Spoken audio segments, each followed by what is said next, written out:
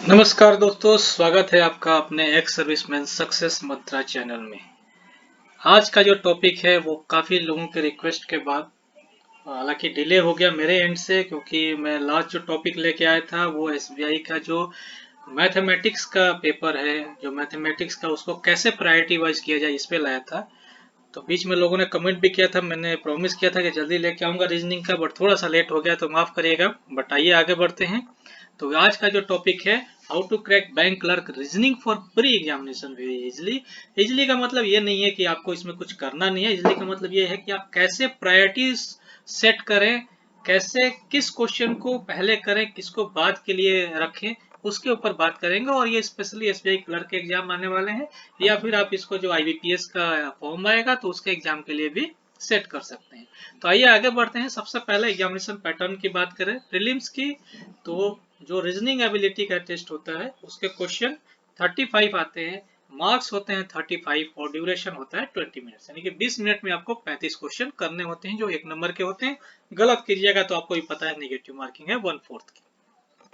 अब इसमें जो टॉपिक बहुत सारे आते हैं, उसमें कौन से टॉपिक आपको पहले चुनने चाहिए, ये मेरा पर्सनल ओपिनियन है। आपकी राय अलग भी हो सकती है, तो इसमें कोई दो राय नहीं है कि दो लोगों की राय अलग होती है। बट ये पर्सनल ओपिनियन है और इसको मैं ऐसे सिलेक्ट किया हूँ जो कि टॉपिक में आपको समय कम लगता है और गलत होने के चांसेस कम होते हैं। आपको भी पता है क्या मैटर करता है। और अगर आईबीपीएस का रिजल्ट आप देखेंगे तो मैक्सिमम जो लोग फेल होते हैं वो टोटल मार्क्स की वजह से नहीं होते हैं, वो सेक्शनल कट ऑफ में ही हो जाते हैं, और उसमें से भी मोस्टली रीजनिंग में। तो ये बहुत इंपॉर्टेंट है रीजनिंग में क्वेश्चन को सिलेक्ट करना कि कौन सा टॉपिक पहले करें। तो मेरे हिसाब से जो है सबसे पहले आपको करना चाहिए इनइक्वालिटीज। ये एक ऐसा टॉपिक है जहां से आपको 3 से 5 मार्क्स के क्वेश्चन आते हैं, और यहाँ पर आपके गलती करने के चांसेस कम है, और ये बहुत जल्दी ही सॉल्व हो जाते हैं, यानी कि 20 से 25 सेकंड में आप एक क्वेश्चन कर सकते हैं। इवन कुछ लोग 15 सेकंड में भी कर सकते हैं। इसके बाद होता है सिलो होता है 3 से 5 मार्क्स का टॉपिक, और ये भी आप आसानी से कवर कर सकते हैं। छोटे छोटे टॉपिक है, इनके ऊपर मैं पूरा चैप्टर पे वीडियो भी लेकर आऊंगा, लेकिन थोड़ा उसमें टाइम लगेगा, तो ये भी आपके जरूर अवेलेबल कराऊंगा। इसके बाद आपको करना चाहिए अल्फा न्यूमेरिक सीरीज जो आती है, ये भी आपका 4 से 5 मार्क्स का आता है। तो ये सब ऐसे ऐसे टॉपिक मैं बता रहा हूँ जिसको करने में आपको हार्डली 10 से 15 या 20 सेकंड का कोई टाइम लगेगा, और यहाँ पर चांसेस गलत होने के काफी कम है। अगला टॉपिक में जाइए तो कोडिंग डिकोडिंग आती है, ये भी 4 से 5 नंबर का आता है। ये भी आपको पहले अटेम्प्ट करना चाहिए। पहले का मतलब इसमें से कोई भी आप पहले कर ले, सब में टाइम बराबर लगना है। और उसके बाद है डायरेक्शनल टेस्ट, ये डायरेक्शन टेस्ट भी आता है, ये भी 2 से 3 मार्क्स का है, और ये भी आपके लिए नंबर दे के जाता है। समय कम लगता है और एक्यूरेसी इसमें आपकी चांसेस सही होने के ज्यादा होते हैं। और उसके बाद है आपका ब्लड रिलेशन।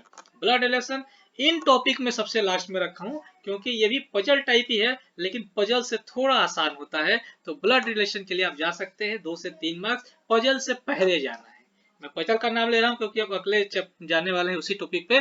तो अगर इन सब की बात करूं तो यहाँ से आपको 15 से 18 मार्क्स के क्वेश्चन आते हैं इन टॉपिक से।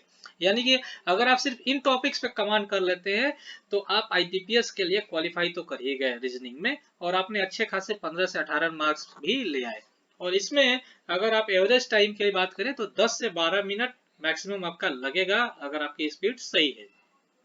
बाकी बच्चे में क्या करना है, तो अब आते हैं ये ऐसे टॉपिक जो लास्ट दो टॉपिक है, यानी कि आपके पास टाइम है, मान लीजिए 15 मिनट में आपने वो टॉपिक पूरा कर लिया, तो 5 मिनट अभी भी बचा है। अब इसको लीजिए, क्योंकि यहाँ पे ऐसे ऐसे टॉपिक हैं, कुछ तो मिसलेनियस आते हैं, नंबर रैंकिंग वगैरह के, ये ज्यादा नंबर नहीं, 2 से 3 मार्क्स के आते हैं, तो इसको आप अटेम्प्ट कर सकते हैं। बट यहाँ पर सबसे लास्ट जो टॉपिक मैं कहूंगा अटेम्प्ट करने के लिए, वो पजल एंड अरेंजमेंट्स है।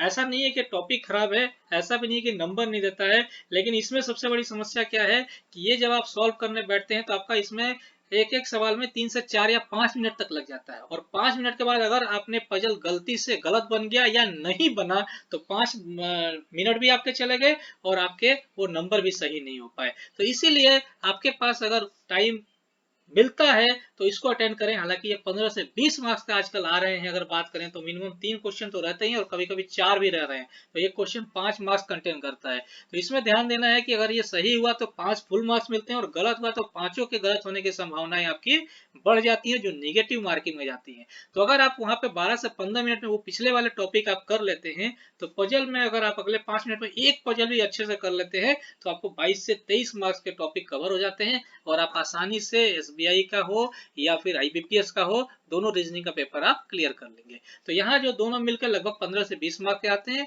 और यहाँ पर आपको 5 से 8 मिनट का टाइम बचता है जो वो देंगे, तो यहाँ भी आप 5 से 7 मार्क्स जो है वो ला सकते हैं। बाकी अगर किसी का पजल और अरेंजमेंट पर कमांड बहुत ज्यादा है तो उनके लिए मैं यही बोलूंगा कि आप पजल और अरेंजमेंट करिए, तो क्योंकि यहाँ आपको 15 से 20 मार्क्स पक्के हैं। लेकिन 95% जिन लोगों के मैं कांटेक्ट में आया हूँ, लोग पजल और अरेंजमेंट से थोड़ा दूर ही भागते हैं। जिनका सिलेक्शन हुआ है वो भी दूर भागते हैं और जो सिलेक्शन के लिए ट्राई कर रहे हैं वो भी दूर भागते हैं। तो दूर नहीं भागना है दोस्तों, क्योंकि ये समझ लिए कि 15 से 20 मार्क्स आ रहा है तो इसका अगर एक भी आपने पजल, जो हो सकता है 4 पजल हो तो उसमें से सारे इजी भी नहीं होते और सारे मुश्किल भी नहीं होते। तो अगर इजी वाले पजल भी आप बना लेते हैं तो 5 मार्क्स आपके कंफर्म हो गए और वहां से आप 12 मार्क्स अगर लाते हैं तो 17 से 20 मार्क्स आप रीजनिंग में ला सकते हैं। अब बात करते हैं कि जब इनको इस पेपर को यानी कि रीजनिंग को सॉल्व करने जाए, क्योंकि बहुत बड़ा ये एरिया नहीं है, यहाँ पर अगर आप हार्डली 20 से 25 दिन का समय देंगे तो आपका पूरा रीजनिंग कंप्लीट हो जाता है। तो कुछ चीजें आपके माइंड में जरूर होना चाहिए जिसके ऊपर मैं वीडियो भी लेके आऊंगा, जैसे basics of blood relation. Basic आपको पता होना चाहिए ब्लड रिलेशन का, बेसिक पता है कोई भी सवाल बन जाता है, थोड़ा ट्रिकी हो सकता है, उसके लिए प्रयास प्रैक्टिस करना पड़ेगा आपको। उसका बेसिक्स ऑफ डायरेक्शन, डायरेक्शन का भी बेसिक आपको समझना है जिसके ऊपर ही बेस क्वेश्चन मिलता है। Basic of alphabet position, A to Z, serial number wise, सीधे से उल्टे से दोनों का जोड़ क्या होगा, ये सब भी आपको पता होना चाहिए। और आपको सिलोजिज्म, इसका भी बेसिक आना चाहिए। तो अगर ये चीज आप माइंड में रखते हैं तो आप आसानी से 18 से 20 मार्क्स सिक्योर कर सकते हैं as an ex serviceman. Normal जो कैंडिडेट हैं, जनरल कैंडिडेट हैं, उनको तो 25 से 30 के बीच में सिक्योर करना ही पड़ेगा कंपटीशन में आने के लिए। But as an ex serviceman आप अगर 16 से 18 मार्क्स भी रीजनिंग में सिक्योर कर लेते हैं तो आपकी पोजीशन निश्चित है सिलेक्शन के लिए। तो इस पे जाइए। उम्मीद है आपको ये वीडियो पसंद आया होगा। लाइक करें वीडियो को, शेयर करें अपने दोस्तों के साथ जो तैयारी करें उनके साथ, सब्सक्राइब करा लें इस चैनल को ताकि आपको आगे के लेटेस्ट अपडेट भी मिलते रहें।